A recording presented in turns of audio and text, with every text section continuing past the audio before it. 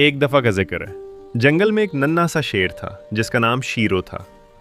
एक दिन वो खुशी खुशी जंगल की सैर को निकला। वो छोटी छोटी झाड़ियों के दरमियान से गुजरता, कभी पत्थरों पर चढ़कर दहाड़ने की मशक करता और आगे बढ़ता चला गया। रास्ते में उसकी मुलाकात एक शरारती बंदर चुंटो से हुई। चुंटो ने मुस्कुराकर कहा, जंगल के उस पार एक पुरस्रार आबशार है, बहुत खूबसूरत। दोनों दोस्त मिलकर उस आबशार को देखने चल पड़े। रास्ते में एक छोटी सी नदी आई जिसे दोनों ने हिम्मत और समझदारी से पार किया। उसके बाद उन्होंने एक छोटी पहाड़ी चढ़ी जहां से उन्हें वो शानदार आबशार नजर आई जो बहुत दिलकश लग रही थी। दोनों आबशार के करीब पहुंचे ही थे कि अचानक पहाड़ी से एक बड़ा पत्थर फिसलकर नीचे आ गिरा।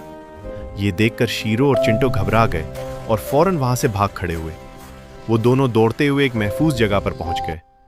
तब शीरो ने यह सबक सीखा कि मुहिम जोई खुशी तो देती है, लेकिन हर काम सोच समझकर और एहतियात से करना चाहिए।